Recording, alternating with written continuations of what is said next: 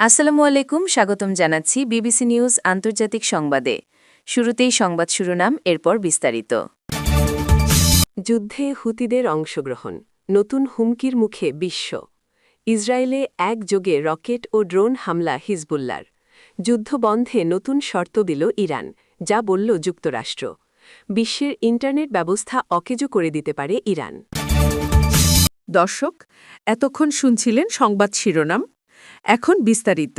আপনি যদি ইসরায়েলের ধ্বংস চান এবং মুসলিমদের পাশে থাকেন, তাহলে ভিডিওতে লাইক করে চ্যানেলটি অবশ্যই সাবস্ক্রাইব করে দিবেন এবং আপনার মূল্যবান মতামত অবশ্যই কমেন্টে লিখে জানিয়ে দিবেন। এখন বিস্তারিত। যুদ্ধে হুতিদের অংশগ্রহণ, নতুন হুমকির মুখে বিশ্ব। চলমান মধ্যপ্রাচ্য সংকটে ইয়েমেনের হুথি বিদ্রোহীদের সরাসরি অংশগ্রহণ বিশ্বজুড়ে জ্বালানি তেল রপ্তানি এবং সমুদ্রপথে পণ্য পরিবহনকে এক ভয়াবহ ঝুঁকির মুখে ঠেলে দিয়েছে। গত এক মাস ধরে হরমুজ প্রণালী কার্যত বন্ধ থাকায় বিশ্ব বাণিজ্যে যে স্থবিরতা তৈরি হয়েছিল, হুথিদের আগমনে এখন লোহিত সাগর ও ভারত মহাসাগরকে সংযুক্তকারী কৌশলগত গুরুত্বপূর্ণ বাব আল মান্দাব প্রণালীও হুমকির মুখে পড়েছে। দুর্গম নৌপথের কারণে দুঃখের দুয়ার নামে পরিচিত মাত্র ২৯ কিলোমিটার চওড়া এই সরু পথটি দিয়ে বিশ্বের মোট সমুদ্রবাহিত তেলের ১২% এবং বিপুল পরিমাণ প্রাকৃতিক গ্যাস ও কন্টেইনার পরিবাহিত হয়। গাজায় ইসরায়েলি সামরিক অভিযানের প্রতিবাদে গত অক্টোবর থেকে লোহিত সাগরে বাণিজ্যিক জাহাজগুলোকে লক্ষ্যবস্তু করতে শুরু করে ইরান সমর্থিত এই গোষ্ঠীটি।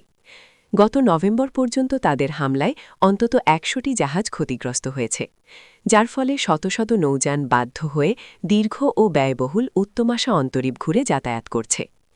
গত সপ্তাহে সিএনএনকে দেওয়া এক বার্তায় হুথিদের তথ্য মন্ত্রণালয়ের আন্ডার সেক্রেটারি মোহাম্মদ মনসুর জানিয়েছেন, এই গুরুত্বপূর্ণ নৌপথটি পুরোপুরি বন্ধ করে দেওয়া এখন তাদের জন্য একটি কার্যকর বিকল্প। যুদ্ধে হুথিদের অংশগ্রহণ, নতুন হুমকির মুখে বিশ্ব। চলমান মধ্যপ্রাচ্য সংকটে ইয়েমেনের হুথি বিদ্রোহীদের সরাসরি অংশগ্রহণ বিশ্বজুড়ে জ্বালানি তেল রপ্তানি এবং সমুদ্রপথে পণ্য পরিবহনকে এক ভয়াবহ ঝুঁকির মুখে ঠেলে দিয়েছে। গত এক মাস ধরে হরমুজ প্রণালী কার্যত বন্ধ থাকায় বিশ্ব বাণিজ্যে যে স্থবিরতা তৈরি হয়েছিল, হুথিদের আগমনে এখন লোহিত সাগর ও ভারত মহাসাগরকে সংযুক্তকারী কৌশলগত গুরুত্বপূর্ণ বাব আল মান্দাব প্রণালীও হুমকির মুখে পড়েছে। দুর্গম নৌপথের কারণে দুঃখের দুয়ার নামে পরিচিত মাত্র ২৯ কিলোমিটার চওড়া এই সরু পথটি দিয়ে বিশ্বের মোট সমুদ্রবাহিত তেলের ১২% এবং বিপুল পরিমাণ প্রাকৃতিক গ্যাস ও কন্টেইনার পরিবাহিত হয়। গাজায় ইসরায়েলি সামরিক অভিযানের প্রতিবাদে গত অক্টোবর থেকে লোহিত সাগরে বাণিজ্যিক জাহাজগুলোকে লক্ষ্যবস্তু করতে শুরু করে ইরান সমর্থিত এই গোষ্ঠীটি। গত নভেম্বর পর্যন্ত তাদের হামলায় অন্তত ১০০টি জাহাজ ক্ষতিগ্রস্ত হয়েছে, যার ফলে শত শত নৌযান বাধ্য হয়ে দীর্ঘ ও ব্যয়বহুল উত্তমাশা অন্তরীপ ঘুরে যাতায়াত করছে। গত সপ্তাহে সিএনএনকে দেওয়া এক বার্তায় হুথিদের তথ্য মন্ত্রণালয়ের আন্ডার সেক্রেটারি মোহাম্মদ মনসুর জানিয়েছেন, এই গুরুত্বপূর্ণ নৌপথটি পুরোপুরি বন্ধ করে দেওয়া এখন তাদের জন্য একটি কার্যকর বিকল্প। যুদ্ধবন্ধে নতুন শর্ত দিল ইরান, যা বলল যুক্তরাষ্ট্র।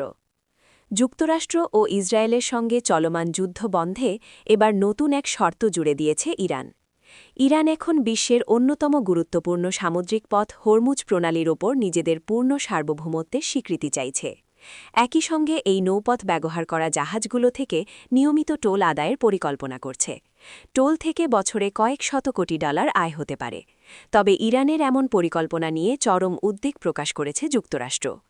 বিশ্বের মোট জ্বালানি তেল ও তরলীকৃত প্রাকৃতিক গ্যাসের এলএনজির প্রায় ১/৫ এই জলপথ দিয়ে পরিবহন করা হয়। দীর্ঘদিন ধরেই ইরান এ পথকে তাদের সবচেয়ে শক্তিশালী ভূ-রাজনৈতিক অস্ত্র হিসেবে ব্যবহার করে আসছে। যুদ্ধের কারণে হরমুজ প্রণালী দিয়ে জাহাজ চলাচল বিঘ্নিত হওয়ায় বিশ্ব বাণিজ্যে ব্যাপক অস্থিরতা তৈরি হয়েছে। এমন পরিস্থিতিতে বিশ্ব অর্থনীতিকে নিয়ন্ত্রণের কৌশল হিসেবে প্রণালীটির পূর্ণ নিয়ন্ত্রণ চাইছে ইরান। ব্লুমবার্গ ইকোনমিক্সের মধ্যপ্রাচ্য বিষয়ক প্রধান দিনা এসফান্দিয়ারি বলেন, বিশ্ব অর্থনীতিকে জিম্মি করা যে কত সহজ ও সস্তা তা ইরান এবার ভালোভাবেই বুঝতে পেরেছে। আয়ের নতুন উৎস হিসেবে তারা এখন একে কাজে লাগাতে চাচ্ছে। মার্কিন পররাষ্ট্রমন্ত্রী মার্কো রুবিও এই পদক্ষেপকে অবৈধ ও বিপজ্জনক বলে আখ্যা দিয়ে হুঁশিয়ারি দিয়েছেন।